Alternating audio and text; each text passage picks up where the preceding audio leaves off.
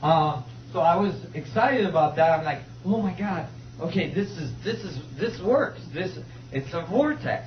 And then I was leaning back on the sand, and I was looking at the sun go behind the mountains as it was setting.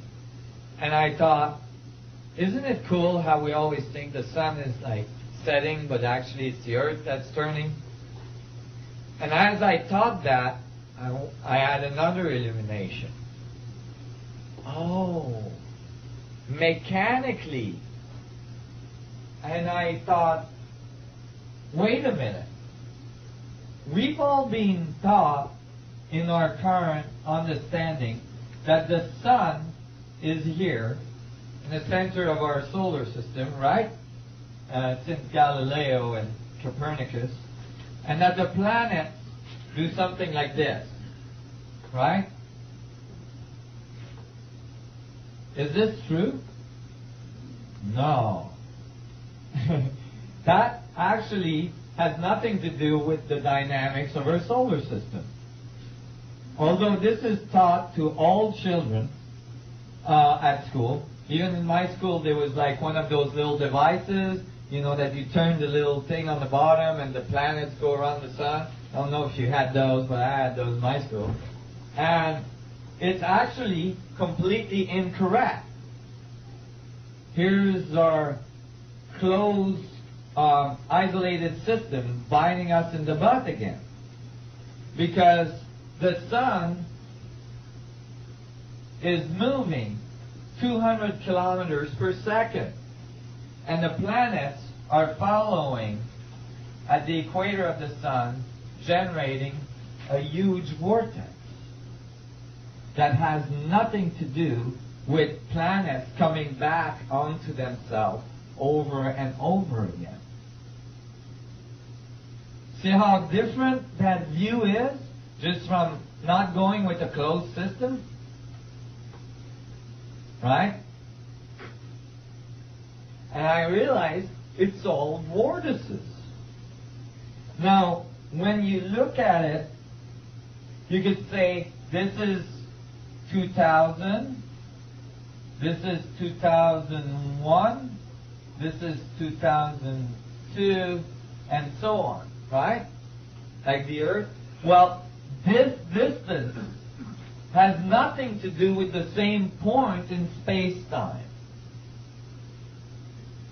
After a year of rotation around the sun, the Earth is millions and millions of miles away from where it was last year.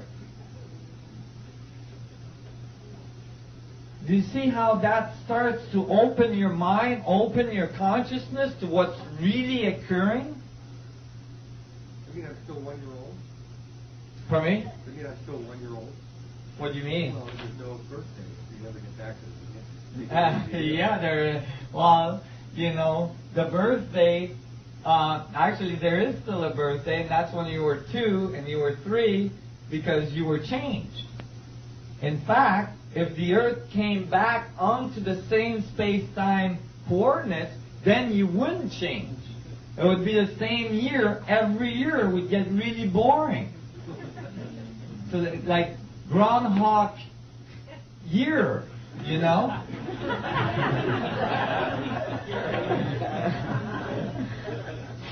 And so that I realized why every moment is a different moment. Every moment is a different moment because we're moving through the geometry of space-time. And every movement through, every point on that spiral is a different point, is in a different relationship to everything else. Could you explain the Coriolis effect and how that fits into this? Well, the Coriolis effect, that's a little more complex. I'm going to explain the Coriolis effect later on. It's going to be easier with the graph on the computer. Go ahead. Well, what you're showing is that time is actually a spiral, not a circle. That's right. So we've miscalculated time as well. Yeah, it's not. That's right. Time is not, and we're going to discuss that in a little minute here. Here, time is definitely this is like a concept of linear time, but plotted over a spiral instead of a line. Okay? Because that's the true dynamics of our planet. Why is this important? Well, in physics, it has its part, and we're going to see that in a minute. But I've used that in psychology. That is that when you look at this, you can say that in each point of time on the planet, you have left an imprint on the space-time structure where that planet moved through.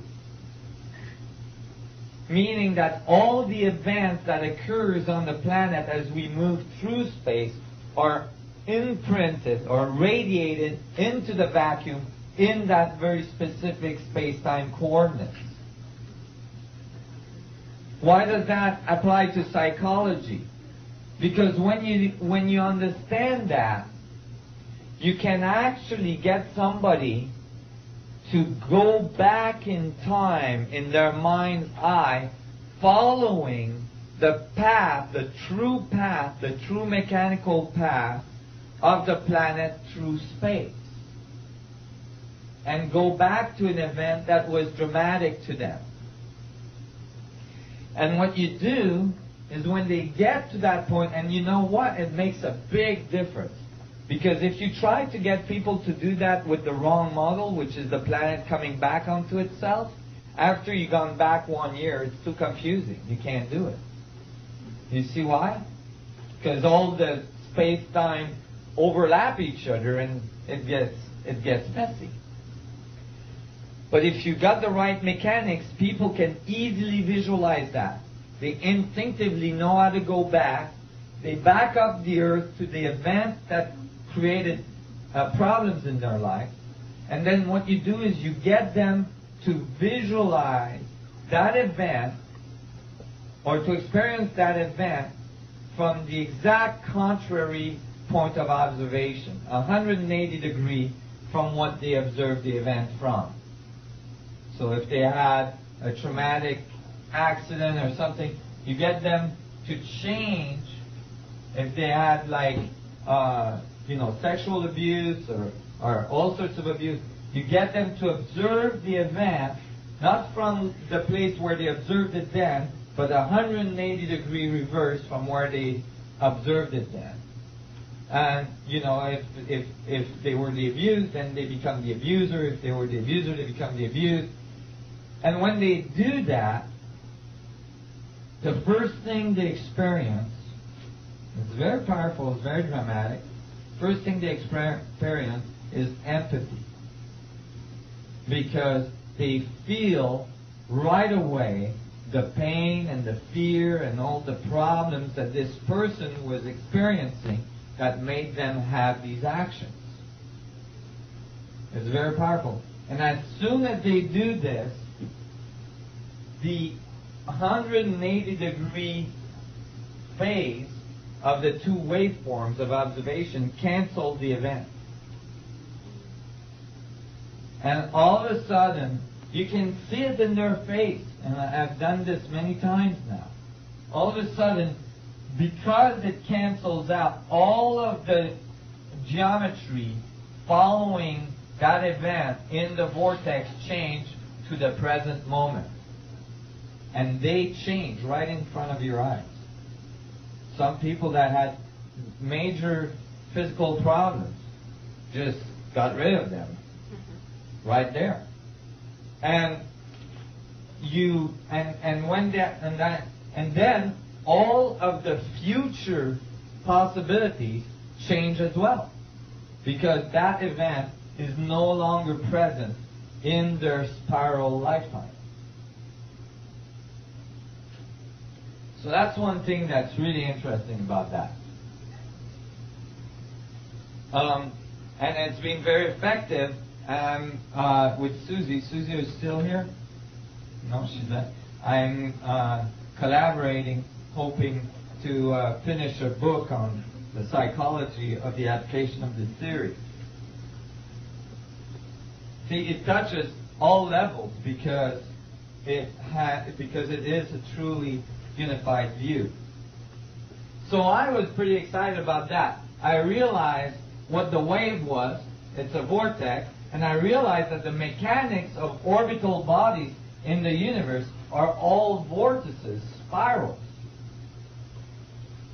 But I was like, how do I make that, visually appropriate for people to understand? I was thinking, I went back to my van, and I thought,